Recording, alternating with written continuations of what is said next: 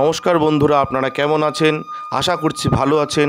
আমাদের চ্যানেলে যদি আপনি প্রথম বা নতুন হয়ে থাকেন তাহলে অবশ্যই চ্যানেলটি সাবস্ক্রাইব করে দিন এবং ভিডিও ভালো লাগলে অবশ্যই লাইক, কমেন্ট এবং শেয়ার করবেন।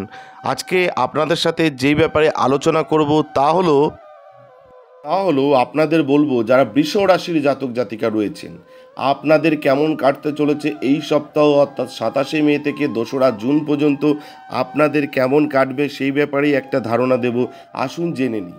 এই সপ্তাহে আপনি শারীরিক ও মানসিকভাবে ভালো বোধ করবেন।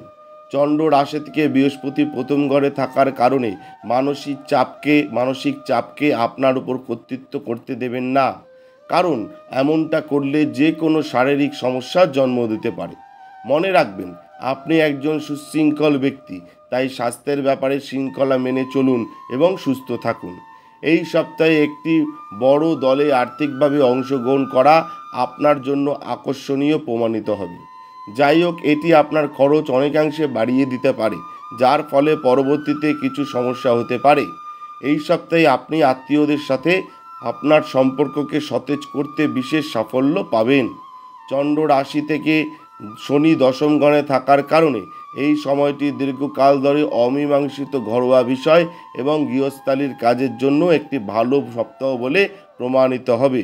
এই সপ্তাহে ব্যবসায়িক ব্যক্তিদের গভীরভাবে না বুঝে এবং সঠিকভাবে না পড়ে কোনো ব্যবসায়িক আইনি নথিতে স্বাক্ষর করা এড়াতে হবে। যারা বৃষ রাশির জাতক জাতিকা রয়েছেন, আপনারা কিন্তু ভালো করে বুঝে শুনে তবেই কোনো ব্যবসায়িক নথিতে স্বাক্ষর করবেন, নতুবা করবেন না। অন্যথায় আপনি কিন্তু নিজের বড় সমস্যায় পড়তে পারেন। অতএব তাড়াহুড়ো করে দলিলের ব্যাপারে অসতর্ক হবেন না। আপনাকে বুঝতে হবে, মনের নেতিবাচক চিন্তা বিষয়ের চেয়েও বেশি ভয়ঙ্কর হয়, এটা কিন্তু মাথায় রাখতে হবে।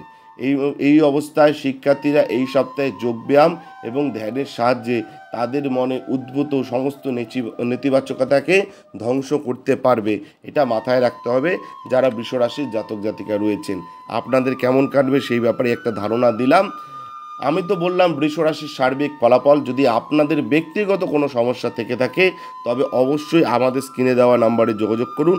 আমরা চেষ্টা করব আপনার ব্যক্তিগত সমস্যা সমাধান করবার। ধন্যবাদ, ভালো থাকবেন, নমস্কার।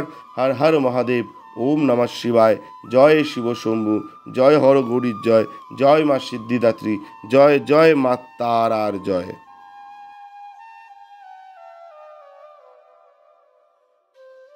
আমাদের ভিডিও আপনাদের কেমন লাগছে? আশা করছি ভালো লাগছে। তাহলে অবশ্যই লাইক করুন, কমেন্ট করুন এবং শেয়ার করুন এবং চ্যানেলটি অবশ্যই সাবস্ক্রাইব করে দিন।